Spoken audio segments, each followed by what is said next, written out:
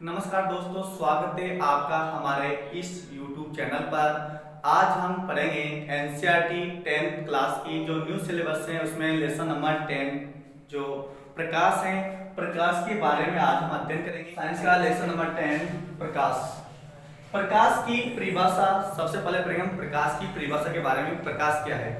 तो प्रकाश वह कहलाता है जिससे हमें दृष्टि संवेदना उत्पन्न होती है, यानी कि किसी भी वस्तु को हमारे पास देखने की क्षमता उत्पन्न होती है, वो प्रकाश कहलाता है।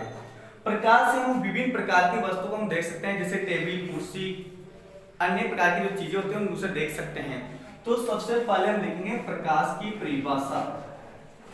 प्रकाश क्या है? प्रकाश की परिभाषा लिखेंगे। प्रकाश वह कहलाता है, प्रकाश वह कहलाता है जिससे हमें दृष्टि संवेदना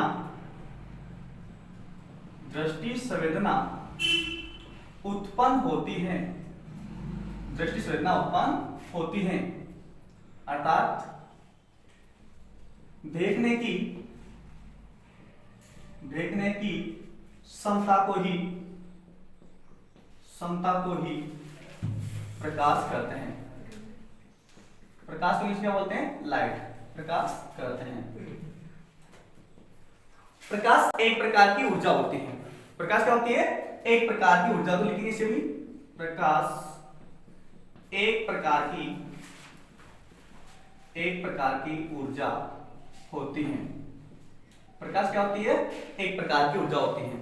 प्रकाश सीधी रेखा में गमन करता है। क्या लिखेंगे? प्रकाश सीधी रेखा में गमन करता है। एक विशेष बात यह है कि जो क्वेश्चन है कि प्रकाश का वेग निर्वात में कितना होता है। तो प्रकाश का वेग निर्वात में 3 × 10⁸ मीटर प्रति सेकंड होता है। तो यहाँ लिखेंगे प्रकाश का वेग हवा या निर्वात गुजर जाता है। निर्वात में 3 × 10⁸ मीटर प्रति सेकंड होता है। प्रकाश का कितना होता है? 3 × 10⁸ मीटर प्रति सेकंड होता है। इसे अंडरलाइन कर लेंगे।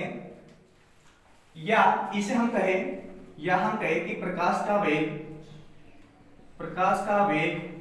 3 लाख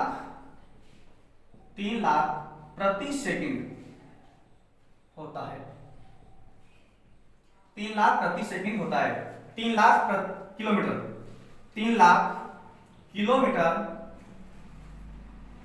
प्रति सेकंड होता है। एक और यहां पे नोट डाल के लिखेंगे एक विशेष बात। सूर्य के प्रकाश को पहुंचने में पृथ्वी तक पहुंचने में 3 × सूर्य के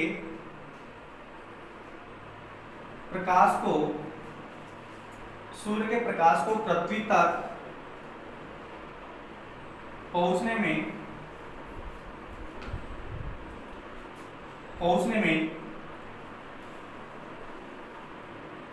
8 मिनट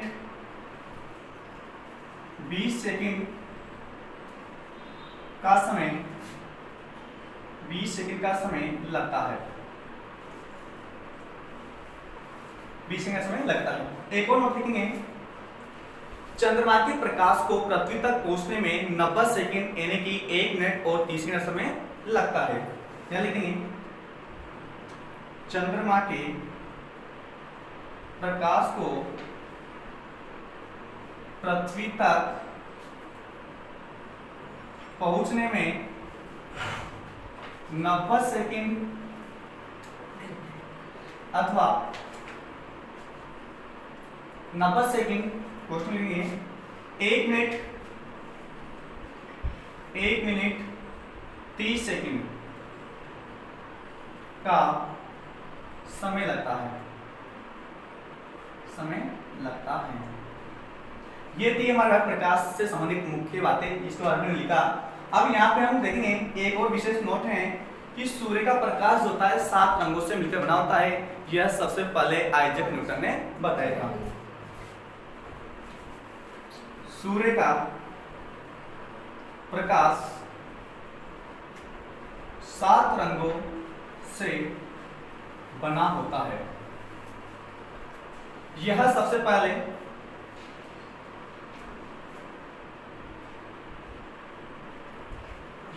पहले आइजैक न्यूटन ने बताया। ये हमारे पास से मुख्य बातें थी प्रकाश के बारे में। अब हम पढ़ेंगे प्रकाश का परावर्तन, कि प्रकाश का परावर्तन क्या होता है या प्रकाश का परावर्तन किसे कहते हैं। टॉपिक है अपना प्रकाश का परावर्तन। प्रकाश का परावर्तन ये बहुत अच्छा क्वेश्चन आता है इस टॉपिक से। क्वेश्चन आता है कि प्रकाश का परावर्तन किसे कहते हैं।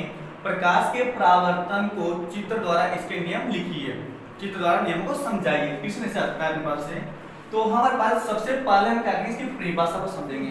परिभाषा क्या है कि एक चित्र के द्वारा हम समझते हैं परिभाषा को भी। सबसे पहले हमने क्या किया, एक समतल दर्पण लिया जिसकी क्या होती है, पीछे पॉलिश होती है, और यह जो पॉलिश होती है या तो निकल धातु की जाती है या फिर हमारे पास एच यानी कि सिल्वर की जाती है। जब सूर्य के प्रकाश को इसके ऊपर आपतित किया जाता है, जब प्रकाश किरण किसी चमकीली सतह पर आपतित होती हैं तो टकराने के पश्चात वापस उसी माध्यम में लौट जाती हैं। इससे क्या कहते हैं, प्रकाश का परावर्तन कहते हैं। हमने इसे चित्र के द्वारा समझा। इन दोनों किरणों के बीच में क्या किया, एक और किरण हमने डाल दी जिसे कहा जाएगा अभिलंब कहा जाएगा। ये आने वाली जो किरण होती है इसे कहा जाता है आपतित किरण। क्या कहा जाता है, आपतित किरण कहा जाता है। और जाने वाली किरण को, यहां से टकराने के पश्चात जाने वाली किरण को कहा जाता है परावर्तित किरण। और आपतित किरण और परावर्तित किरण के बीच में जो एक लाइन निकली उसे कहा जाता है अभिलंब। अभिलंब क्या करता है, इन दोनों को दो बराबर भागों में बांटने का काम करता है। इसे हम नामांकित कर सकते हैं, इसे ए ओ बी, इसे हम देखते हैं पी क्यू, और ये अपने पास आर हो जाता है अपने पास में से। ये हमने इसे नामांकित कर दिया। ये यहाँ पे एक कोण बनता है आपतित किरण और अभिलंब के बीच में, इसे कहा जाता है आपतन कोण आई कहा जाता है। और यहाँ पर पे परावर्तित किरण और अभिलंब के बीच में एक कोण बनता है, इसे कहा जाता है परावर्तन कोण आर कहा जाता है। हमेशा कोण आई और कोण आर का मान बराबर होता है। यदि कोण आई का मान 30 डिग्री दे रखा है अपने लिए, कितना दे रखा है, 30 डिग्री दे रखा है, तो कोण आर का मान हमसे पता है कि कोण आर का मान कितना होता है, कि कोण आर का मान कितना होगा। तो यदि कोण आई और कोण आर का मान बराबर है तो कोण आर का मान कितना रहेगा, 30 डिग्री रहेगा। यदि हमसे कहा जाता है कि कोण आई का मान 45 डिग्री है, कितना दे रखा है, 45 डिग्री दे रखा है, तो कोण आर का मान हमसे पूछा जाता है कि कोण आर का मान कितना था, कोण आर का मान कितना रहेगा, 45 डिग्री रहेगा। तो हमारे पास एक क्वेश्चन, तो यहाँ से यदि कोण दे रखा हो तो कोण का मान निकालेंगे इसके आधार पर कि कोण आई बराबर क्या होता है, कोण आर होता है। एक नियम ये ध्यान रखना अपने को। तो अब हम लिखेंगे इसकी परिभाषा। परिभाषा क्या होती है, सबसे पहले हम लिखेंगे परिभाषा।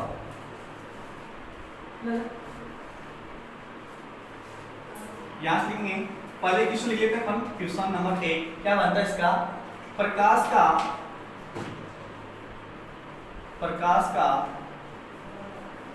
परावर्तन किसे कहते हैं। प्रकाश का परावर्तन किसे कहते हैं, इसके नियम लिखिए। और ये क्वेश्चन आता है 1 + 2 = 3 नंबर में इसका क्वेश्चन पूछा जाता है। 1 नंबर में इसकी परिभाषा दी जाएगी और 2 नंबर में इसके क्या पूछे जाएंगे, नियम पूछे जाएंगे, और इसमें हमारे को चित्र भी बनाना रहता है। तो ध्यान से देखना, हम लिखेंगे इसका आंसर, और बहुत ही शॉर्ट है जिसका हम केवल चित्र के द्वारा ही पूरी परिभाषा और इसके नियम को हम समझ सकते हैं, कोई रटने की कोई जरूरत नहीं इसमें। तो देखते हैं प्रकाश का परावर्तन। प्रकाश का परावर्तन, तो परिभाषा देखना बहुत इजी है कि जब प्रकाश किरण किसी चमकीली सतह पर आपतित होती हैं तो टकराने के पश्चात वापस उसी माध्यम में लौट जाती हैं, इसे प्रकाश का परावर्तन कहते हैं। तो देखते हैं,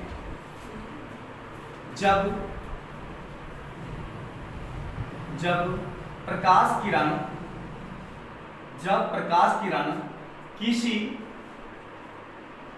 चमकीली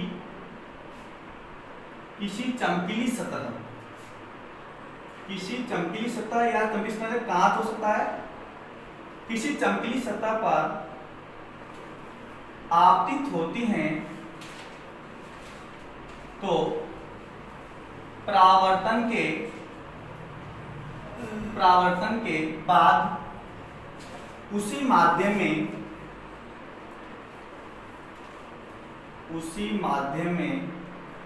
लौट जाती हैं। इसे ही प्रकाश का परावर्तन कहते हैं। देखो इस परिभाषा को हम चित्र के द्वारा समझ सकते हैं, बहुत इजी है। हमने क्या किया, एक समतल दर्पण लिया, वही पहले चित्र बना लिया अपन ने। समतल दर्पण में हमने क्या किया, एक प्रकाश किरण को इसके ऊपर आपतित किया और आपतित होने वाला टकराएगी, टकराने के पश्चात वापस क्या होगी, उसी माध्यम लौट जाएगी। ये हमारे पास क्या था बीच में, ये अभिलंब था अपने पास से। जी यहाँ कौन सा कोण बनता है, कोण आय बनता है, क्या बनेगा, कोण आर बनेगा, क्योंकि ये आने वाली किरण कौन सी होगी, आपतित किरण होगी। आपतित किरण होगी, जाने वाली किरण कौन सी होगी, परावर्तित किरण होगी। और ये वाला कहलाएगा अपना अभिलंब कहलाएगा। इसे यदि हम नामांकन करते तो ए बी ओ और से हम दे देंगे पी क्यू और ये अपना पास आ जाएगा। तो सबसे पहले परिभाषा देने वाले को पी चित्र बनाना है, तो चित्र से परिभाषा को हम समझ सकते हैं। देखना कि आपतित किरण यानी कि जब प्रकाश किरण किसी चमकीली सतह पर आपतित होती है तो परावर्तन के बाद उसी माध्यम में लौट जाती है। ये प्रकाश किरण आती है, यहाँ टकराती है, वापस गुजर जाती हैं, तो इसलिए इसे कहा गया प्रकाश का परावर्तन कहा गया। क्या कहा इसे, प्रकाश का परावर्तन कहा गया। अब लिखेंगे इसके नियम, परावर्तन के नियम।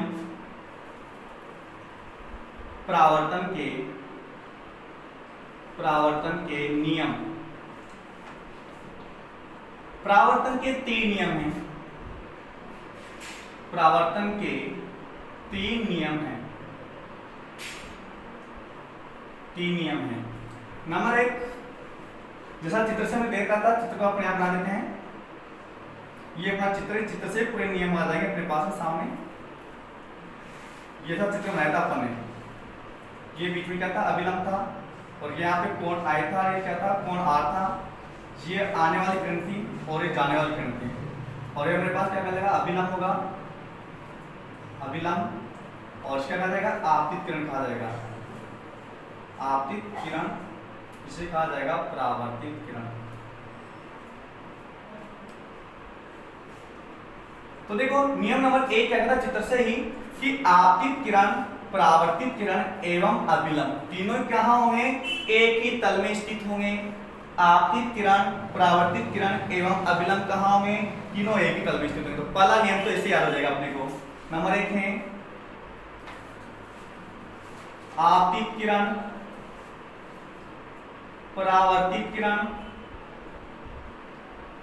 एवं अभिलंब कहाँ होंगे, तीनों एक ही सतह पर स्थित होंगे। एवं अभिलंब तीनों एक ही सतह पर स्थित होते हैं। तो पहला नियम बहुत इजी है जो अपन ने देखा कि आपतित किरण, परावर्तित किरण एवं अभिलंब क्या होंगे, तीनों एक ही सतह पर स्थित होंगे। नियम नंबर दो, आपतित किरण और अभिलंब के बीच में, आपतित किरण और अभिलंब के बीच में बनने वाला कोण क्या कहलाएगा, आपतन कोण आई कहलाएगा। परावर्तित किरण और अभिलंब के बीच में जो कोण बन कहलाएगा क्या कहलाएगा, परावर्तन कोण कहलाएगा अपने पास से। और ये दोनों क्या क्या होंगे, हमेशा बराबर होंगे। तो यहाँ लिख देंगे आपतन कोण का चिन्ह होता है, आपतन कोण आई पर परावर्तन कोण आर का मान सदैव कैसा रहेगा, सदैव क्या होते हैं, बराबर, सदैव बराबर होते हैं, मान सदैव बराबर होते हैं। जैसे अर्थात इसे हम समझ सकते हैं कोण I का मान किसके बराबर होगा, कोण R के बराबर होगा, जिसे हम क्या करेंगे, डिवाइड बंद कर देंगे इसे। कोण I का मान किसके बराबर होगा, कोण R के बराबर होगा। यदि हमसे कहा जाए कि यदि कोण I का मान 45 डिग्री है तो हमसे पूछा कि कोण R का मान कितना होगा, तो कोण R का मान कितना हो जाएगा, तब कितना हो जाएगा, 45 डिग्री रहेगा अपने पास। तो हमारे पास बिल्कुल सही आंसर निकल जाता है। और तीसरा नियम क्या होता है अपने पास से, तीसरा नियम, दूसरा नियम कैसे निकलेगा कि कोण I, ये कोण I और ये कोण R क्या बता रहा है, बराबर बता रहा है, तो दूसरा नियम तो गया। तीसरा नियम कहता है इसकी आवृत्ति, तीसरा नियम क्या कहेगा, इसकी आवृत्ति एवं चाल, इसकी आवृत्ति एवं चाल क्या रहती है, अपरिवर्तित रहती है, अपरिवर्तित रहती है। तो ये तीनों नियमों को हम समझ सकते हैं। आवर्ती चाल की जितने वेग से आती हैं उतने वेग से निकल जाते हैं। ऐसा नहीं कि पहले धीरे आ रहे हो फिर तेज निकल रहे हो, या पहले तेज आ रहे हो फिर धीरे धीरे निकल रहे हो, तो ऐसा कभी नहीं होता है। एक समान वेग से आएगी, जितने वेग से आएगी उतने वेग से टकराने के बाद वापिस गुजर जाती है। तो ये प्रकार के प्रॉब्लम के नियम थे। तो बहुत अच्छा क्वेश्चन है, इसे हम बिल्कुल चित्र के द्वारा ही पूरा समझते हैं, कोई रटने की जरूरत नहीं है।